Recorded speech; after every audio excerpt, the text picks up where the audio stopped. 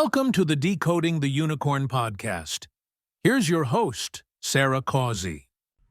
Hello, and thanks for tuning in. Welcome to episode 32 of Decoding the Unicorn, the podcast. I appreciate you joining me. In today's episode, I want to talk about the price of nonconformity. There are a plethora of directions that I could go in and other subtopics that are certainly worth exploring. For today, I want to talk about what happens when you escape the job matrix, when you have chosen a life that's vastly different from most of the people that you encounter. What next? How do you handle that? How do you handle it internally and externally? So if you have also escaped the 8 to 5 grind, or if you're thinking about it and you're just weighing your options, stay tuned. Searching for your next great read, the kind of book you can't put down? Check out Sarah's award-winning biography, Decoding the Unicorn, on Amazon.com. Now back to the show. For a long time, the scene looked something like this. You get up early in the morning, you dress and groom yourself a certain way. Whether it's something you want to do or not, you have to conform to the job's dress code, so you do it. You fall in line and you conform. Then you get in the car or you get on public transportation and you commute. Maybe if you're lucky, you have a short commute and you're only 5 or 10 minutes away from home. If you're not lucky, if you're like a lot of people living in the suburbs, then you may have a commute of 30, 45, 60 minutes, one way. You go to the job and you stay there all day. You leave your animals and your stuff behind and you hope that they're okay at the house or the apartment while you go to this office to use a telephone and a computer in a cubicle under fluorescent lighting. And then at 5 o'clock, you punch out, you have to go all the way back home, and then finally, you have a few hours in the evening that belong to you. And you may be too tired to do much of anything. Maybe you go out to happy hour with your friends, or you hit the gym and try to move your body after you've been confined to a cubicle and you've been seated for a vast majority of the day, trying to get some exercise and get your blood pumping. Or maybe, like a lot of Americans, you go home, plop yourself down on the couch, eat junk food, and watch television. And then that's your life, Monday through Friday. On Saturday, you have to spend time running your errands, doing laundry, getting the groceries purchased, mowing the grass, taking out the trash. All the things that you didn't have the time or energy to do Monday through Friday somehow eat up your entire Saturday. And then on Sunday, if you're religious, maybe you go to church in the morning or you just sleep in. And then you get the Sunday scaries thinking about how you're going to have to spend an entire week in Groundhog Day doing the same thing over and over again, dreading it.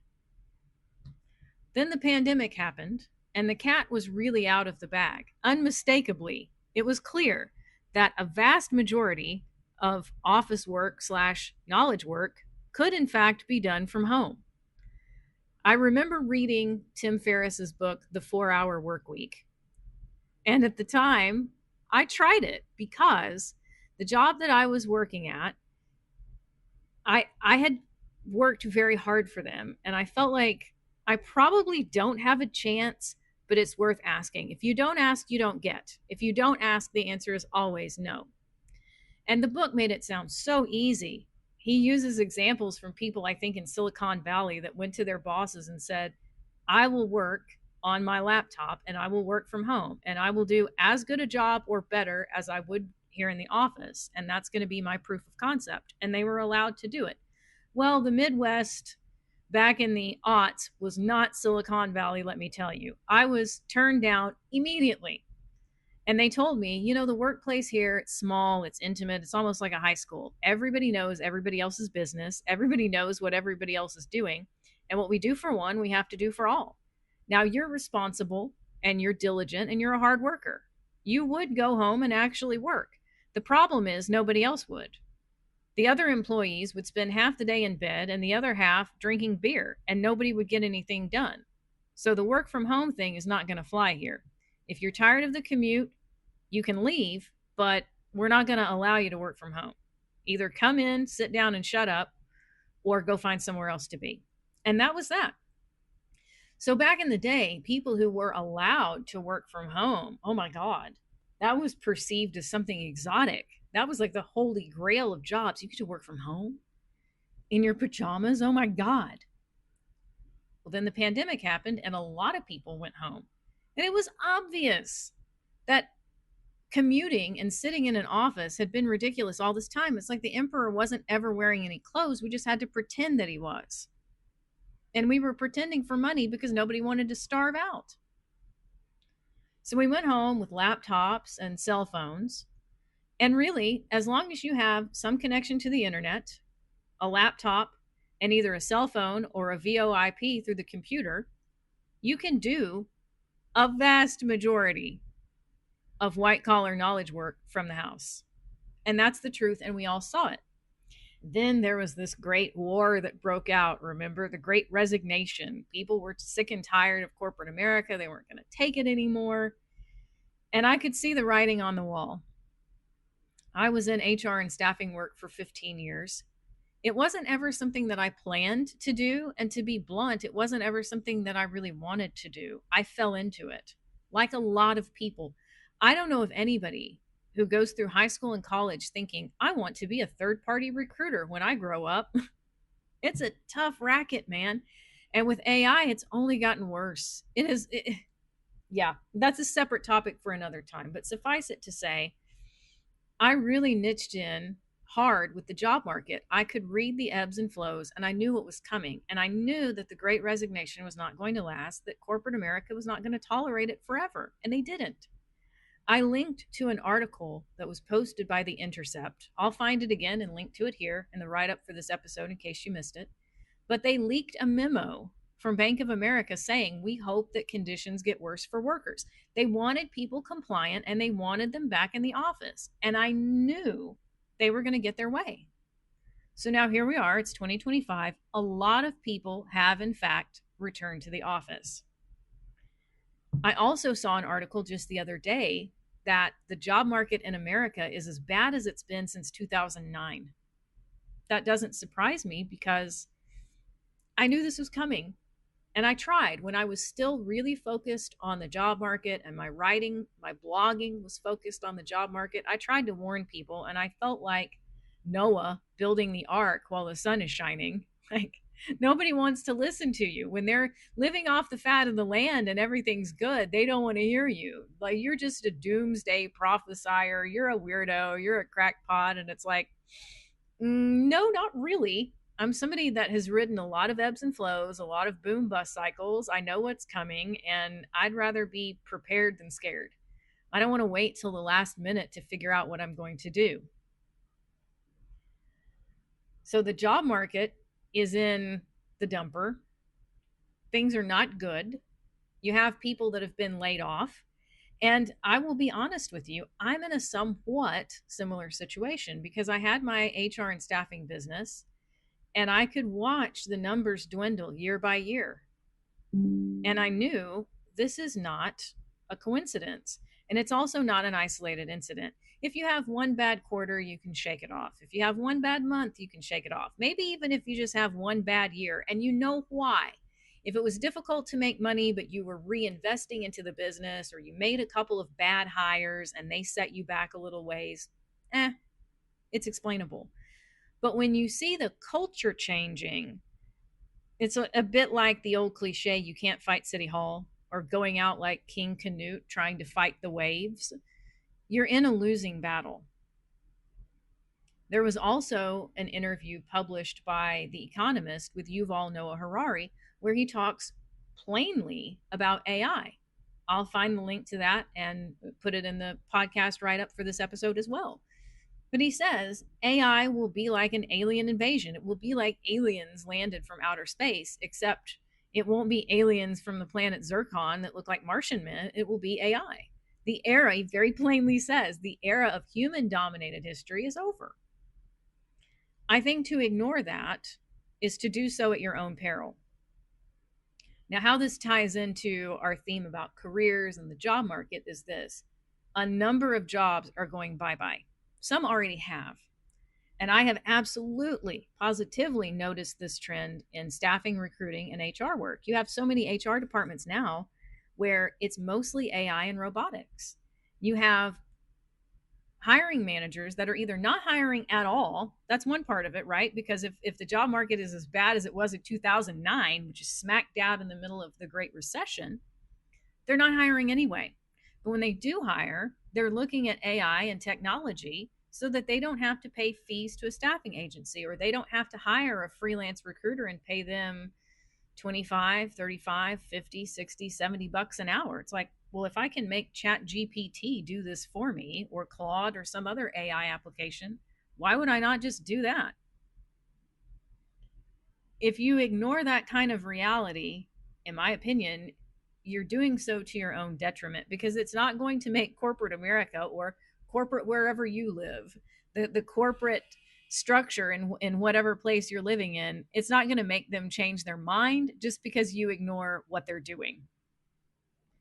My prayer, my meditation in this situation was, I want to have a long off ramp from staffing and HR, and a long on ramp into creative living and artistry, because my life got turned upside down last summer. So that would have been the summer of 2024, because of DAG and the writing process, and absolutely falling in love with a new vocation, and feeling like it was my vocation.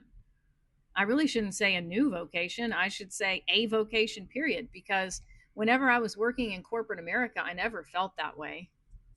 Even when I had jobs that weren't too bad, where I was like, oh, it's nice people, a good boss, this is an all right situation, it was always like that. This is okay. This is all right. This is fine. But it was never like, oh my God, I feel electrified. I feel like I'm doing exactly, precisely what I was put on this earth to do. And I wanted the off ramp, on ramp, because that's smart, isn't it? It's sensible. It's practical. It's what a practical, responsible adult does. A practical, responsible adult doesn't throw caution to the wind and say, I quit, and march off without a clue as to how they're going to make money. Well, there's also a famous Yiddish proverb that man plans and God laughs. And that's really quite true, because the door slammed shut. I didn't get a long off ramp and a long on ramp. Not at all. The exit ramp was more like getting thrown off the edge of a mountain and told to survive. And there are other people in that situation too, which is a huge motivator for me to record this episode. It wasn't that I quit the HR and staffing business, it quit me. I fully intended to have a nice, good exit ramp, a nice, good exit strategy. And instead, the business dried up and there was nothing. Former clients that had consistently farmed out work to me disappeared. It was almost like in the Avengers when Thanos does the finger snap and everybody, well, not everybody, half the planet blips off. It was like that. Except in my case, it was everybody. It was like gone. And I thought, oh, wow. But at the time that happened, my last client dissolved on Black Friday of 2024. Now, why they thought I would be working on Thanksgiving weekend, especially when I had told them that I would be gone until Monday of the next week, I don't know. But they sent me an email saying, hey, we're in dire straits. We need to start cutting, and we're going to cut freelancers and temps first. You're in the business. You know how it goes. Nothing personal. Well, I was in the middle of trying to get everything ready for Decoding the Unicorn to go to market at the beginning of January. I knew that I wanted to release it on Tuesday, January the 7th. And I'm like, in order for that to happen, there's a lot of work behind the scenes. It takes a lot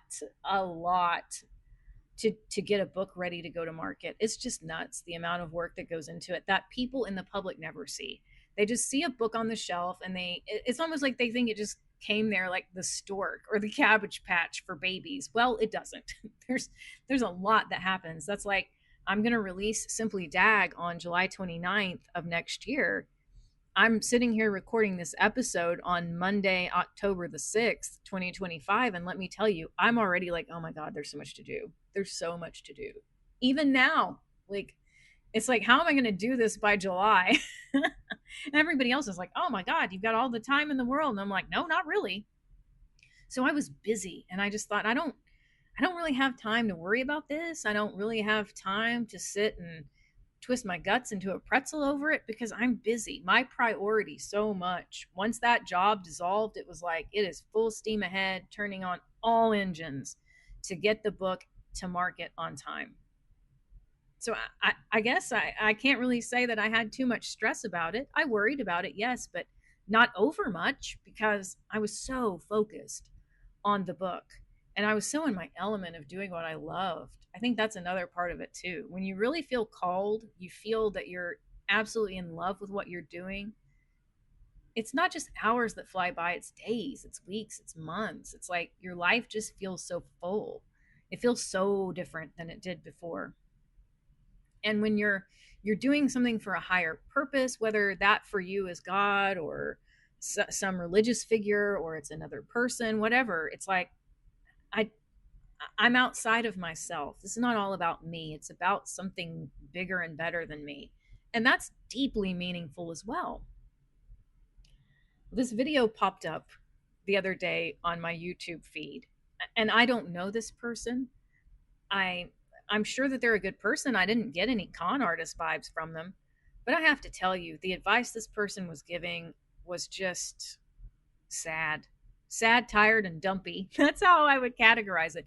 And it's not much different than the advice that you would get from any AI engine or a basic Google search of like, I'm out of work. How do I make money? One of the points that I want to make here is when we start looking at what everybody else is doing, we start looking at the cliches. It's like we're going right back into the matrix. So whether you have recently been laid off, you got fed up and quit, you got fired, the company dissolved and there's nothing left, or you were owning your own business and suddenly you have no clients and your income is zero, you're sitting there like, well, what do I do now? Maybe you have something else that you already know you would like to do. You just don't know how to monetize it.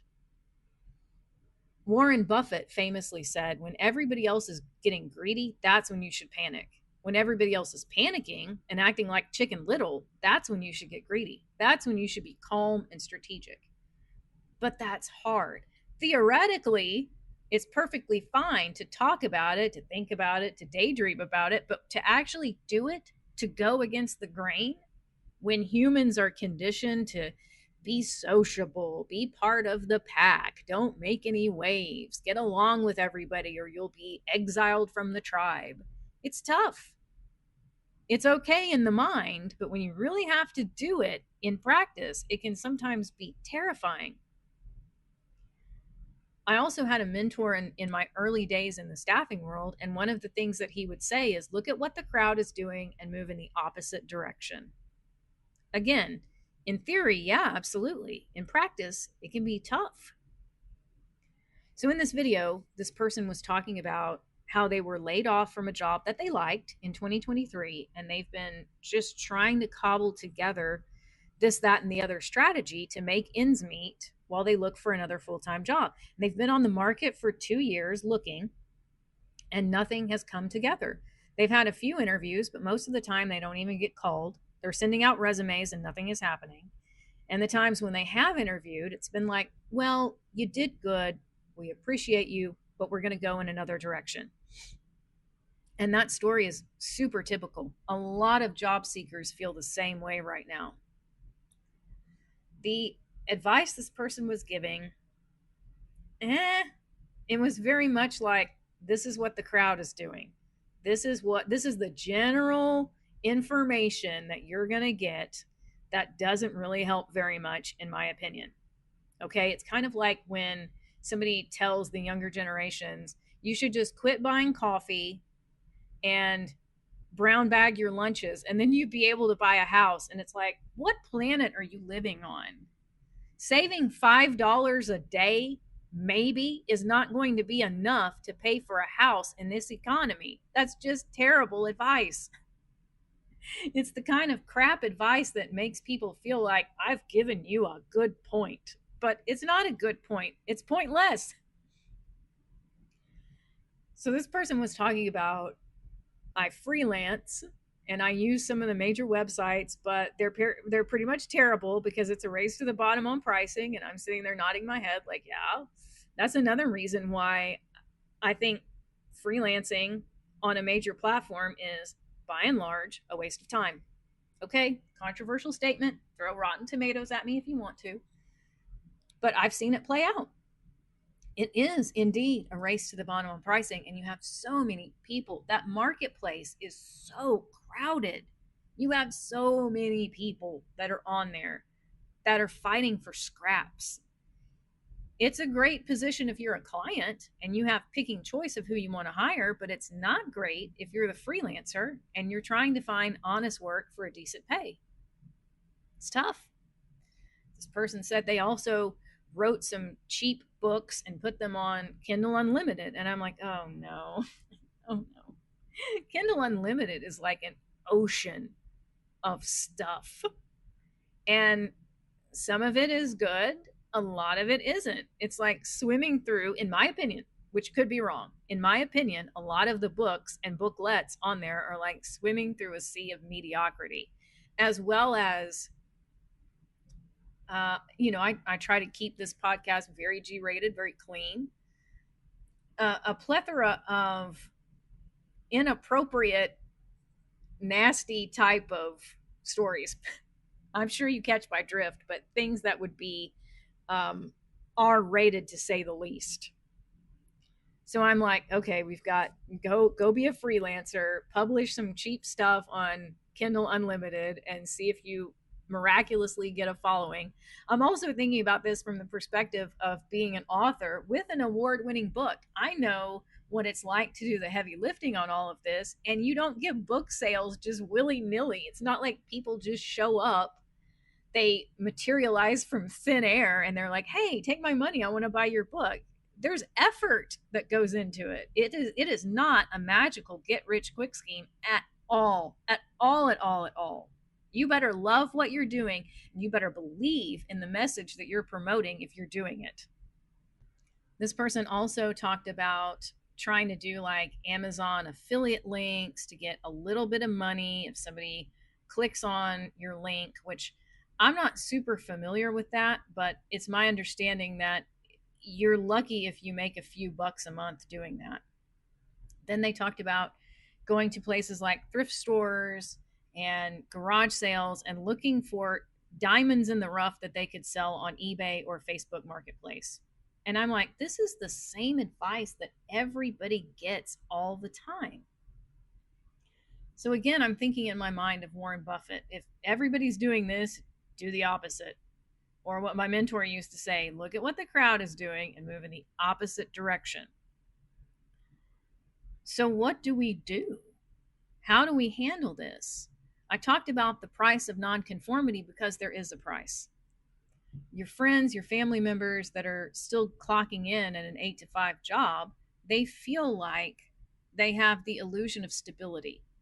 I get up, I do this routine, I know what's going to happen, I come home, and then I get a paycheck every other Friday, and I know basically what the amount is going to be, especially if they're not working in a commission situation, then they probably know exactly what that paycheck is going to be. When you escape the matrix, whether you have done so willingly and consensually, or whether you were tossed out because of a layoff, a company closure, you were terminated, whatever, you're in a completely different space. Sometimes that can feel like emotional whiplash. Sometimes it can feel like you are flying by the seat of your pants. And the people around you are not always very helpful because they can project their own external panic onto you. Aren't you worried? Aren't you scared? What are you going to do? Or if it's been a while, well, why can't you get hired? Why is it so hard for you to find a job? What are you doing wrong? Then you might have people that it's like on the surface, it seems like they mean well, but it's kind of passive aggressive because they'll be like, well, you're so brave. Look at you. You're living your dream. Isn't that fantastic? I mean, I could never, because my job is not so bad and I like that paycheck and I like that health insurance, but look at you. Look at you living your dream. Isn't that great? It takes a massive amount of faith to believe that your path or your bridge is going to assemble under your feet. In the autobiography that Brando wrote, he talked about times that he felt like a frog who jumps from lily pad to lily pad. It's like whenever one lily pad was starting to get stale or starting to disappear, he would jump to another lily pad. And it was like almost a sense of magic in life. You have to have that. I would really say it's almost like having a childlike sense of wonder and a childlike sense of faith. Because if you don't, if you get into that Chicken Little space, you're doomed. I would also say that you have to remember this too shall pass. If you're in a space where it feels like you're in free fall, it's helpful to remember this too shall pass. At some point, there will be more stability. I will figure it out. It's like Susan Jeffers' landmark book, Feel the Fear and Do It Anyway. One of the things that she prescribes in that book is, I'll handle it. I don't have to know everything that's going to happen to me point by point. I'll handle it. It will be okay. I will handle it. The in-between phase, if you're still looking for another job or you've decided, forget it. I'm not trying to be an entrepreneur. I'm not trying to be a business owner, and I'm not trying to be an employee. I want to figure out what else I can do to make money that doesn't involve something soul crushing that makes me want to jump off the roof. That's a liminal phase. And it is finite. It may feel infinite. It may feel like for the rest of your life, you're going to be floating weightless and untethered, but that's not true. You will find your footing and you will have bursts of intuition and bursts of guidance. The more that you're open to that, the easier it becomes. If you stay in that Chicken Little space, the sky is falling, I'm doomed, and we're all going to die, you're not going to attract in or listen to that still small voice inside of you that will give you the guidance that you need. You also have to remember that when you're in the matrix, uncertainty is something to fear. It's bad. It's scary. It's the boogeyman. Bad things come out of the unknown. We have to stay here in our cubicles and do what we're told and get our biweekly paycheck because uncertainty is something to fear. There are other people that look at uncertainty as raw creative material. They feel like, I may not know exactly what's going to happen tomorrow or next week, but I'll handle it. Just like Susan Jeffers says, but I'll handle it. And over the course of time, as you get more practice, improv can become rhythm. So at first, if you've been in a job for a long time and then you get fired or laid off or you quit, the company closes down, the first few days or even first few weeks can feel like, what am I doing? What even is this? I'm so accustomed to going on autopilot, to getting up at a certain time and going through a certain routine and drinking a certain coffee and then getting to the office. You can feel like, what am I going to do with myself? But you'll find that tempo. If you want to find that tempo, you can build your own routine. Spider-Man would always say, with great power comes great responsibility, but with freedom comes responsibility too. You have the freedom to determine your own structure, to determine how you're going to spend each day. And is that sleeping until noon and then spending the rest of the afternoon in a haze, feeling depressed and mad at the world? Or are you going to get up and do something? It can also feel like a free fall or some endless purgatory because your old metrics are gone. You don't have the quarterly goals, the yearly performance review, the boss's approval. Oh, every Wednesday morning at 9, we have our stand up and I have to talk about this, that, and the other. You don't have these checkpoints to tell you you're doing well or you're doing poorly. We favor you or we don't. You have to figure out your own metrics, quite frankly. Do I feel more grounded? Do I feel better today than I did yesterday? Do I feel that what I did was productive? Do I feel that I'm sensing the work that truly lights me up? Do I have a rhythm that's loose but reliable? Do I feel sustained enough in what I'm doing? And last but not least, when we're in this nonconformist space, we have to consider, are you really flying without wings and just flapping your arms back and forth? Or are you growing new wings? Is the improv that you're doing panic or is it agency? Is it a permanent emergency or is it just the sensation of getting used to something new and different? There is a cost to nonconformity. And in my opinion and in my experience, that cost is you have to decide how you want to spend your freedom, how you want to structure your day, what you are and are not willing to do purely for money. There's no clean and tidy answer that I can give you here, and I'm certainly not going to give you here's 5 ways that you can make money. Just go to garage sales and go be a freelancer. I'm not going to do that. I have no idea if that makes any sense for your life or not. I know that based on my observations and my personal experiences, by the time you get people on YouTube telling you, here's how to make money, here's how I did it, it's played out. It's already too late. The market is already too crowded and it's going to be a cluster. The reality is you have to figure out those answers for yourself, and you have to decide, would I rather go back to a job, a job, where a boss is doing the figuring for me, or am I willing to pay the price of nonconformity and figure it out for myself? Just some food for thought for today. Take good care of yourself, and Thank you for tuning in. If you enjoyed this episode, please subscribe to this podcast and share it with others. We'll see you next time.